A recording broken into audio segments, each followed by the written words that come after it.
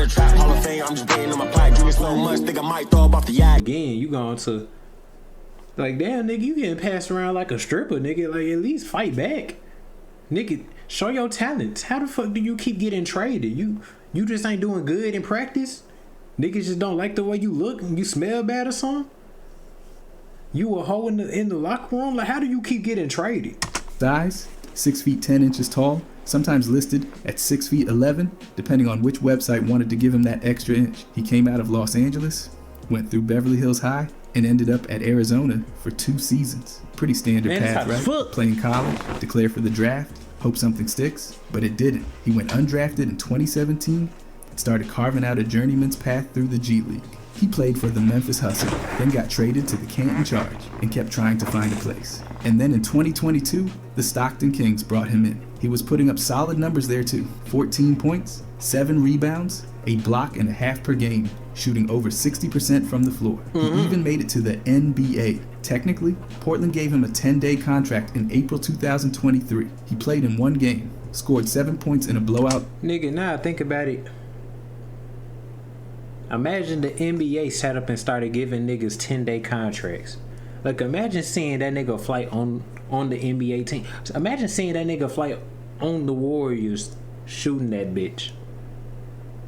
Or you know what? Summer League or something, bro. Imagine seeing this. Imagine seeing Cash on the Lakers with Braun over there knocking down a 3. Nigga, that'll make the whole goddamn internet go crazy, bro. That should be fun. Loss, and that was the extent of his NBA career. Sacramento brought him in on another 10-day deal that October, but waived him after 10 days. Back to Stockton, he went. But then came December. It unraveled fast. A few days before his arrest, he had just played in a G League game against Ignite. He put up 16 points and 6 boards. What people didn't know at the time was that he was allegedly involved in something way darker.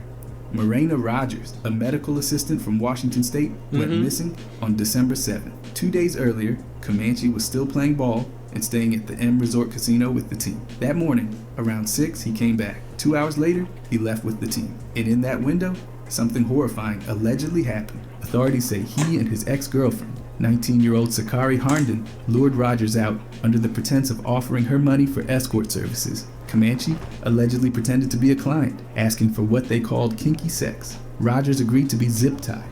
That's when things took a violent turn. In the back of a Mercedes-Benz, Comanche allegedly strangled her with an HDMI cord for 10.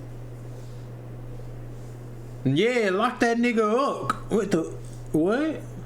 Seconds. Harnden kept choking her until she died. Then they drove to a ditch in Henderson, Nevada, dumped the body, and covered it with rocks. Rogers never made it back to her friends. Her phone went dark.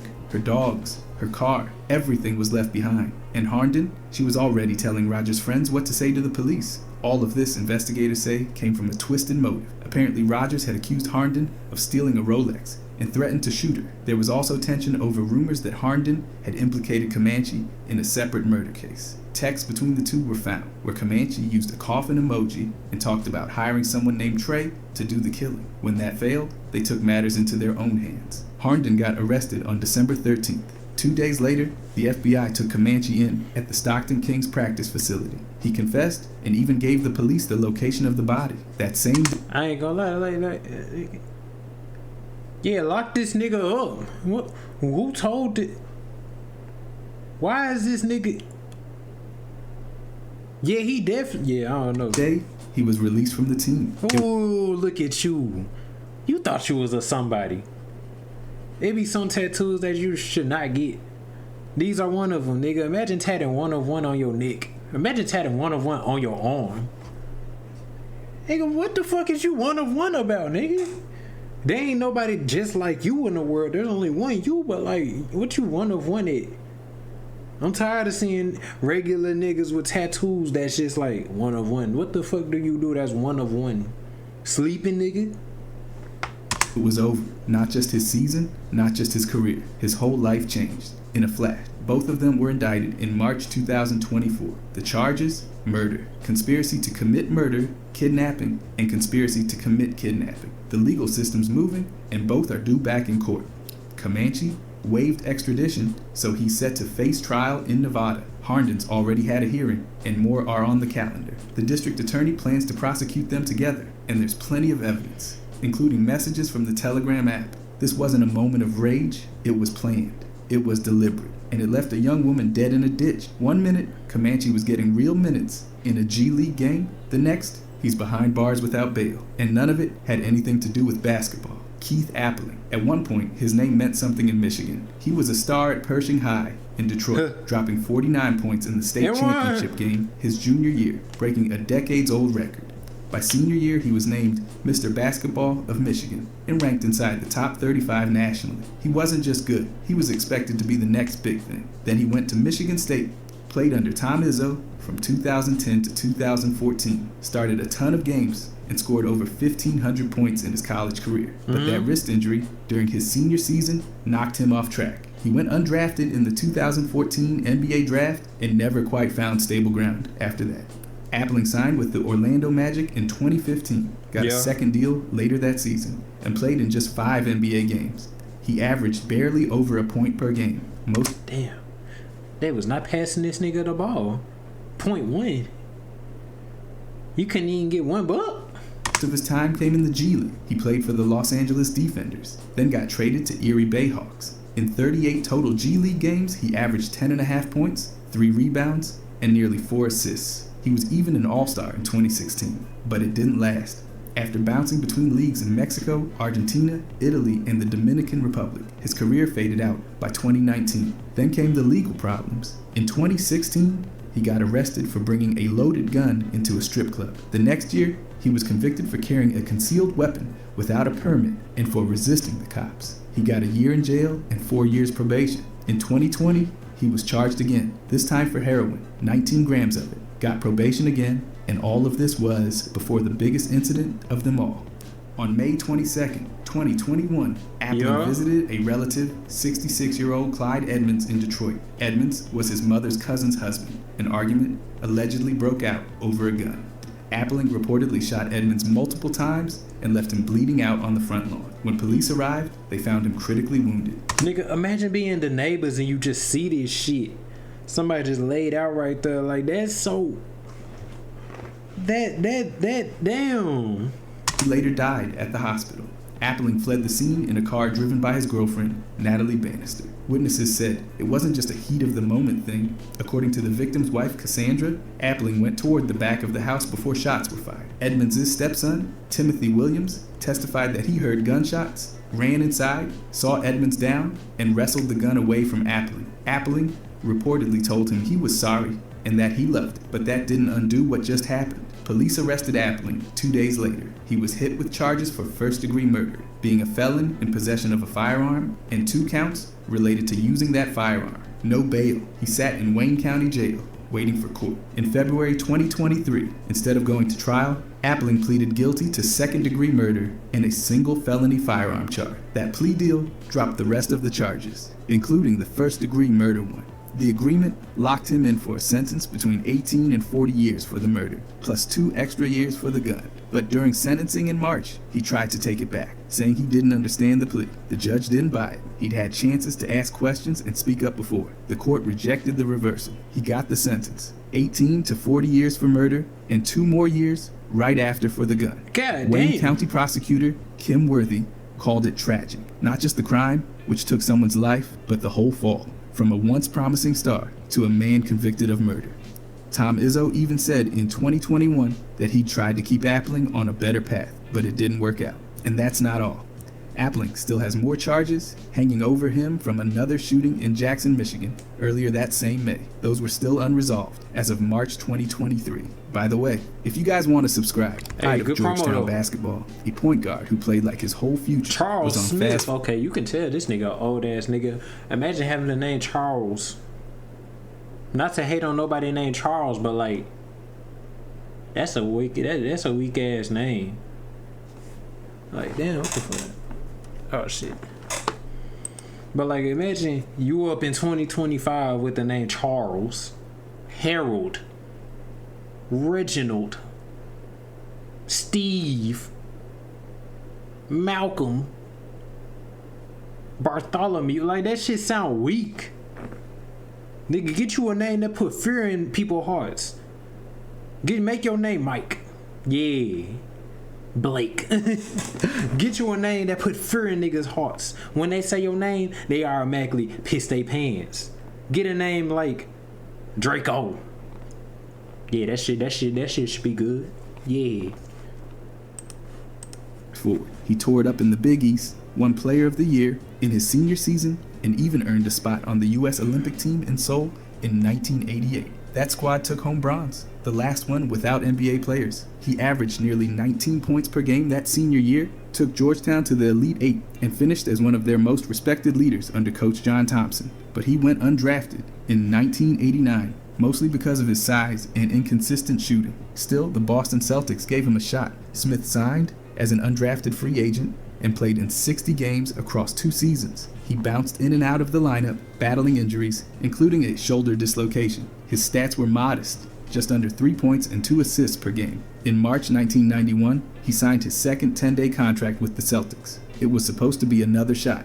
Then came the night everything fell apart. On March 22nd, Smith was behind the wheel of a Dodge Caravan with his former Georgetown roommate, Benjamin Guillory, riding along. They were driving down Commonwealth Avenue in Boston around 1:45 in the morning when they struck 2 Boston University students crossing the street. Shit, I'm doing good, Jasmine. How you doing? Witnesses said the van ran a red light, hit the women, spun around, slowed briefly, and then sped off. A nearby taxi driver followed the van and flagged down police. Smith was stopped about a mile away. The van had visible front-end damage. He was cooperative and didn't resist. His blood alcohol level was .06, under the legal limit at the time, but prosecutors argued he was impaired based on other evidence. Guillory testified that Smith had at least 2 beers before the crash. Smith was charged with 2 counts each of vehicular homicide, manslaughter, leaving the scene, this nigga ran some reckless motherfuckers operation, over with his car. and This failure nigga playing to yield. GTA He was IRL. released on a $100,000 personal recognizance bond and did not travel with the Celtics that day.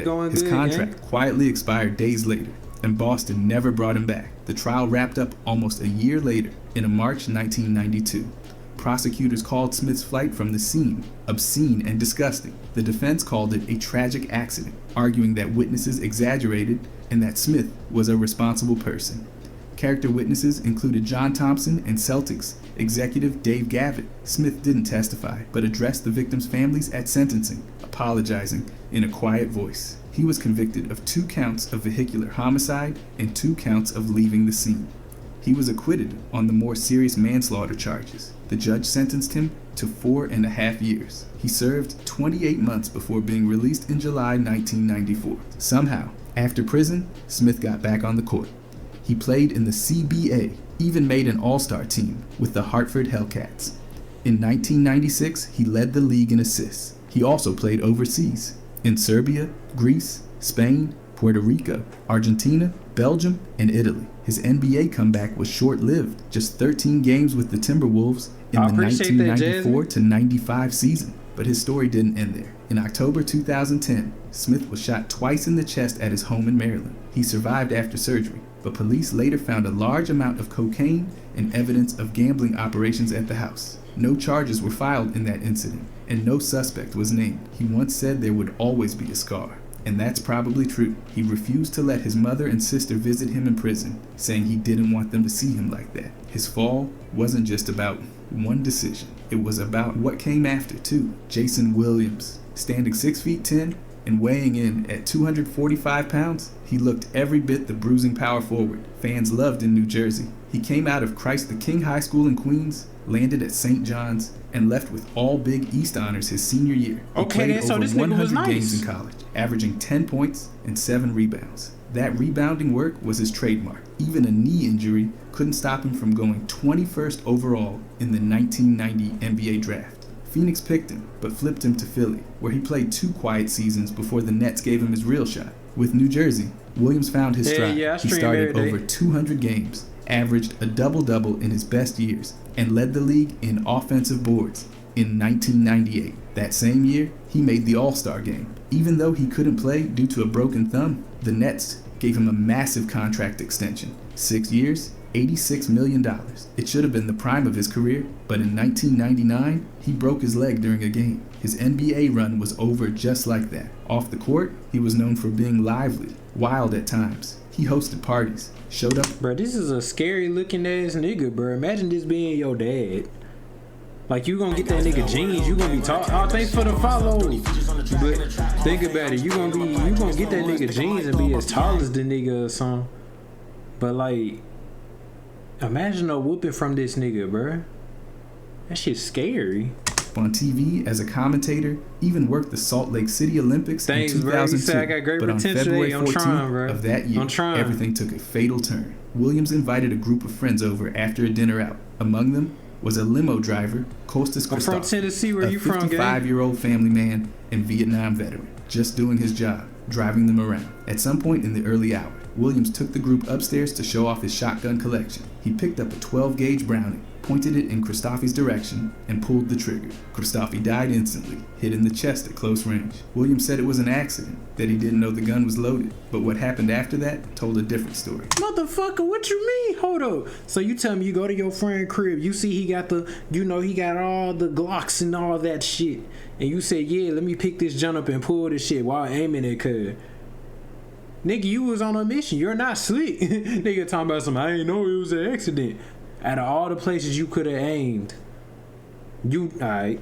According to witnesses, he wiped off his fingerprints, put the gun in Christophe's hands to stage a suicide, stripped off his bloody clothes, and asked his guests to lie to the police. Forensics didn't lie. The blood spatter, the residue, it all contradicted the suicide story. Officers arrived minutes later. Williams told them Christophe shot himself. That fell apart fast. In April, he was indicted on manslaughter and a laundry list of related charges: assault, tampering, hindering, you name it. He pleaded not guilty, got out on bail, and went to trial in 2004. The jury didn't buy the suicide story, but they also didn't convict him. Oh, you said put some more graphics up. What you thinking about, Jasmine? All related to the cover-up, and acquitted of aggravated manslaughter. The jury was split on reckless manslaughter, so the judge declared a mistrial for that count. Years passed with retrial delays, appeals, new evidence, legal arguments, all dragged things out. Finally, in February 2010, Williams pleaded guilty to one count of aggravated assault. He admitted to recklessly causing Christophe's death. In exchange, the other charges were dropped. He got 5 years, had to serve at least 85% under New Jersey's No Early Release Act. He served 27 months and walked out in April 2012. Meanwhile, Christopher's family filed a civil suit and settled for $2.75 million. And right before his plea, Williams got into more trouble, crashing his SUV in Manhattan with a blood alcohol level over twice the legal limit. That earned him another year in jail, which he served in part at Rikers Island. After prison, Williams tried to put the pieces back together. He wrote a memoir, started a rehab center in South Carolina, and even went on reality TV to confront his addiction. He said he thought about Christophe every day, and maybe he meant it. But nothing changed. The fact that a man died in his home, and the fallout lasted for years. Leonel Marchetti. He was once a McDonald's All-American and a rising star out of Verbum Day High School in Los Angeles. Yeah, I'll give you my Born Discord in after the stream. In 1959. He came to the United States at age 11 with his family, settling in Linwood, California. And by 9th grade, he was spotted playing in a park league by a high school coach. That led to a basketball path that took him to USC and later to Hampton University. His numbers weren't huge in college, under 5. Bruh, nigga, no. I see this little nigga over here dunking on this little shit. Bruh, I know every single nigga done lined up. They was like, it was either the mini hoop in the room or you had a big ass hoop in the yard. Everybody put that motherfucker down to the lowest setting and tried dunking on each other, nigga. That's where all fights started. Somebody get knocked down or somebody get dunked on. Now they feelings hurt. Now they trying to fight and shit. Everybody over here getting dunked on and shit, getting in and crying and some more. Nigga, no. That's where fights started. Over there getting dunked on. You over there get slapped in the face trying to dunk on somebody. Now they over here trying to tackle you and beat your ass and shit. Like, nigga, relax. 5 points and 3 boards a game at USC. Yeah, I dropped my Discord name after the stream. But his high school resume still carried weight. In 1981, he declared early for the NBA draft under hardship status and got picked in the 9th round by the San Antonio Spurs. But that's where the basketball story ends. He never signed, never played a game in the league, and never made an appearance overseas or in any other pro system. Whatever potential he had faded quietly until it all exploded decades later in a violent way no one saw coming. On March 25, 2010, Marchetti drove to a property in Plant City, Florida, that he used to share with his ex-girlfriend, Siglinda Sperber. Shit like There, Michael he Jackson, shot hold on. and killed 41-year-old Michael Hurlbut, a handyman helping Sperber move some things. According to her testimony, Marchetti didn't say a word. He jumped out of his car, ran across the yard, and opened fire. The first bullet hit Hurlbut in the chest. As he fell face down, Marchetti fired 3 more times. 2 bullets pierced Hurlbut's aorta, killing him within seconds. After the shooting, Marchetti pointed the gun at Sperber and forced her inside the house. She had just returned from Gainesville with Hurlbut, where they'd taken a sick Great Dane to a vet. When deputies arrived, Marchetti was still there. He called the sheriff's office himself, admitted to the shooting, and surrendered without resistance. Prosecutors said jealousy was the motive. Sperber and Marchetti had broken up back in 2000. Damn. I ain't even trying to be mean to him, but life kicked his ass. Like, he had the fro and everything, probably had a line or not. I don't know who your barber was, but now look at you. Bald. 2008, after more than 10 years together, they had bought the property in 2007 to breed Great Danes and grow lychee trees.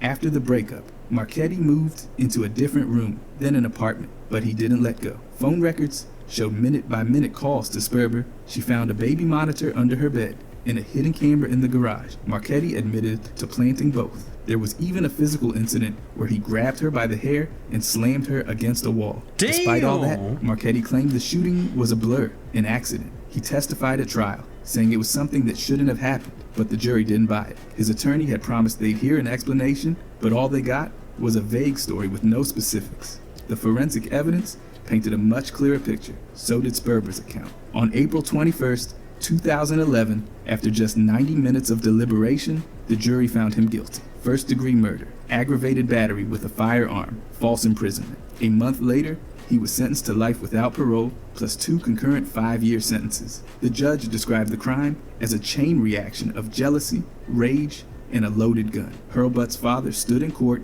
and called Marchetti a coward. Around 30 family members attended the sentencing, hugging each other after the verdict came down. Marchetti was sent to Okeechobee Correctional Institution in Florida, where he remains today.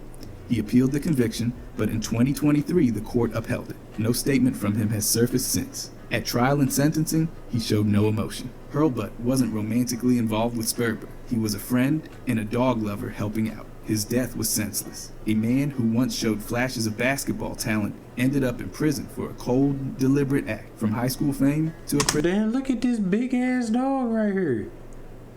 Nigga, if you got a dog like this in your crib, you need to do something about yourself. I'm not coming in your goddamn crib. Your dog over here, all because damn he near as couldn't tall let as go. me. Javaris Crittenton. He had all the makings of a star.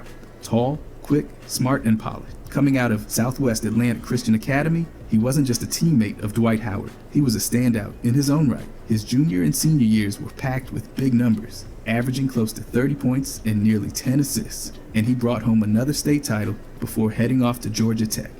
He kept that momentum rolling as a freshman, putting up over 14 points and nearly 6 assists a game, enough to get him on the ACC All-Freshman team. It didn't take long before the NBA came calling. In 2007, the Lakers took him 19th overall. He played behind a stacked roster and only got a handful of minutes, but he flashed enough upside to catch the eye of other teams. Memphis scooped him up in a trade that brought Powell to LA, and Crittenton saw more time on the court, even dropping 23 points in a win over the Knicks. Then Washington traded for him in another 3-team deal. It seemed like a chance to reset. Instead, things started to spiral. By December 2009, Crittenton was suspended from the league after a bizarre locker room standoff with teammate Gil.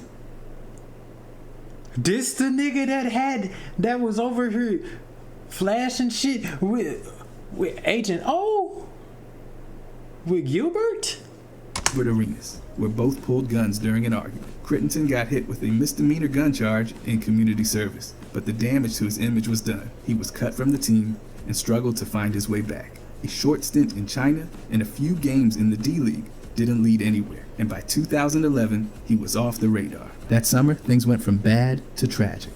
On August 19th, Crittenton fired shots from a Chevrolet Tahoe during a drive-by on Macon Drive in southwest Atlanta. The target was Trontavious Stevens, a member of the Rock Crew, a Bloods-affiliated gang.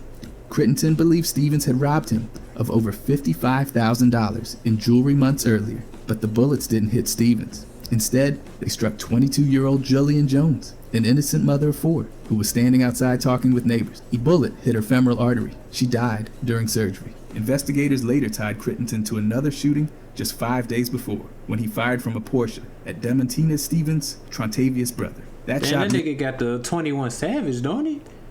They got the upside down one. This too. Authorities connected both attacks and issued a warrant. On August 29th, the FBI arrested him at John Wayne Airport in California. He claimed he was flying to Atlanta to surrender. He was extradited. Bro, no. See, I wonder if tattoo artists ever just, like, what goes through their head, like, when they see somebody that want this design on their body and, like, where they want it. I wonder what goes through a tattoo artist's head. Like, do they be like, yeah, this is dumb as fuck, but, you know, I'm gonna still get my money, whatever, they paying. Or is it like, yeah, why would they want this shit here? Like, ain't no way they just okay with every single tattoo that comes their way. Like, yeah, this shit hard. And charged with murder, felony murder, attempted murder, aggravated assault, gun possession, and participation in criminal street gang activity. And while he was out on bond, things somehow got worse. In 2014, he was indicted again, this time for conspiracy to distribute cocaine and marijuana. 13 others were named in the indictment, tying him to a drug operation dealing in bulk quantities. In April 2015, Crittenton took a plea deal. He admitted guilt to voluntary manslaughter and aggravated assault, with the murder and gang charges dropped. He said, "I'm not a murderer. I made a mistake." But the judge wasn't impressed. She reminded him that Jones died, and the shooting wasn't an accident. He was sentenced to 23 years in prison, with 17 years of probation. Then came a twist. In April 2023, his sentence was reduced to 10 years served plus 30 years of probation. Conditions included an ankle monitor, curfews, and over 7,000 hours of community service. He walked out of prison that same month. The deal was actually arranged years earlier by a former district attorney, This but the nigga victim's be family wearing said an they ankle were monitor never for the told. rest of his Jones' life. mother called Damn it near. unfair, saying her daughter's life was cut short and her kids were left behind.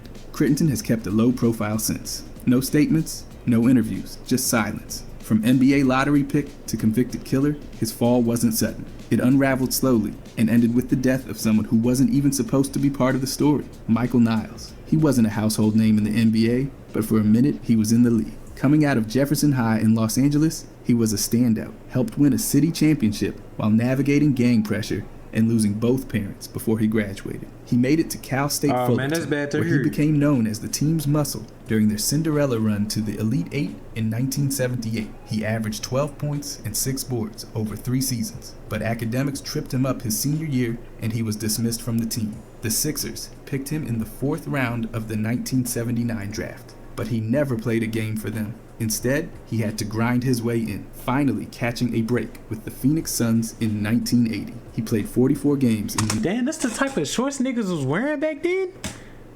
Niggas was wearing booty shorts and shit on the court? No, that wasn't it. 1980 I'm to glad 81 they changed that season, shit. mostly off the bench. His numbers were modest, about 2.5 points and 1 rebound per game, but he had his moments. A 10-point night against Dallas, a handful of other solid showings. Then, just like that, he was cut. A short stint in the Continental Basketball Association followed. Then nothing. His NBA career ended almost as quickly as it started. After basketball, things went downhill fast. He battled cocaine addiction, worked briefly at Disneyland as a maintenance guy, and couldn't get back on his feet. By 1984, he was married to Sonia Rose Nile, a college grad and then a prison guard, but their relationship had frayed. On December 13th that year, she was murdered, shot at close range with a shotgun right outside their home in Corona, California. The blast was so close, the barrel left a burn mark. Prosecutors said it was execution style. The story that emerged was brutal.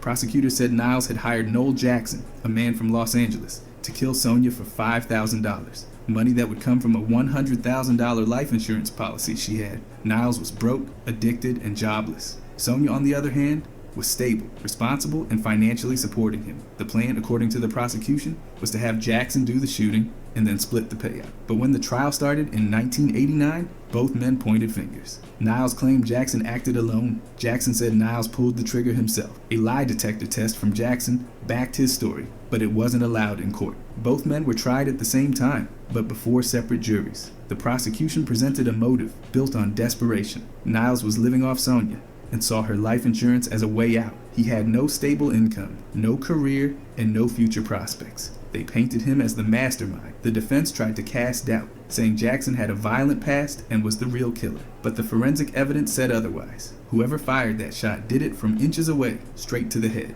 The jury deliberated for 13 hours. On January 24th, 1989, Niles was convicted of first-degree murder and conspiracy. He was sentenced to life in prison without the possibility of parole. Jackson, found guilty the day before, got the death penalty. His sentence was upheld by the California Supreme Court years later. Niles avoided that fate, thanks in part to his lack of violent history and the argument that Jackson could have acted on his own. After the conviction, Niles faded into the prison system. He was sent to Corcoran, then transferred, with no public updates since the late 90s. His son Brandon, from a previous marriage, didn't even know the full story until he was 14. He grew up hearing his father once played in the NBA, but had vanished. When he finally learned the truth, it was a mix of pride and pain. Damn, nigga didn't even know his dad did what he did. Damn. That left a family shattered. Richard Adams. Back in the early 80s, he was one of the most feared big men in high school ball. They called him the Animal, not exactly a name that comes with chill vibes.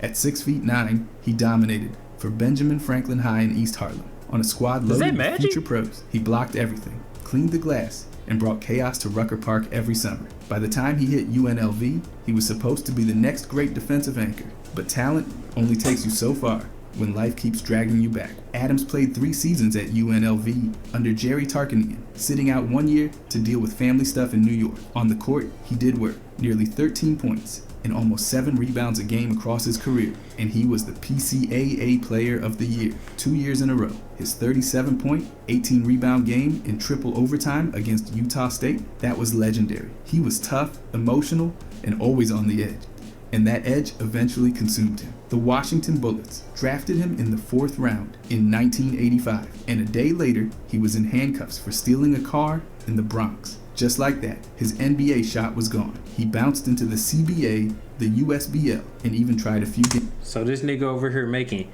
hella money. I don't know how much they was giving out back then, but that was more than just stealing some weak ass car. And you threw all that away to steal some weak ass car. I'd be mad as fuck if I was your family member. Games in South America. But by the late 80s, he was caught in a full-on freefall, arrested for multiple robberies, including an armed ATM mugging, spent 5 years in Sing Sing, tried to clean up in 1994, even showed up at a UNLV game to reconnect with old coaches, but he couldn't stay clean. Then came October 15, 1996. A 15-year-old girl named Norma Rodriguez was found dead in the hallway of Adams' old housing project in the Bronx, beaten and stomped near the elevator. A bloody sneaker, size 13.5, was found nearby. It matched Adams. Witnesses said he'd been harassing Norma, following her, making unwanted advances. She said no, and then she was dead. Adams went on the run for 8 days before turning himself in. He told reporters he was being hunted by drug dealers and denied killing Norma. At trial, prosecutors laid out the evidence: the stalking, the beating, the shoe, the motive. His defense attorney tried to lean into his addiction and mental state, claiming he never meant to kill her, but this wasn't a case of someone breaking under pressure. This was violent, personal, and direct. The jury didn't go for murder. They found him guilty of first-degree manslaughter. He dodged a life sentence, but he didn't walk away. In November 1998, he was sentenced to 25 years in prison, the max for the charge. The court gave him credit for time served since his arrest, but Norma's family wasn't satisfied. They called it injustice. A bright student, full of potential, killed in the building where she lived, and her killer got less than life. Adams had big plans if he got out. Coaching, maybe a return to Vegas. None of that happened. As of 2025, there's no public record of a release. No coaching, no second act, just silence. His coaches and teammates, even those who loved him, saw it coming. Tarkanian said Adams never made a right decision. And when you look at his path, from high school phenom to drug-addicted ex-con, it's hard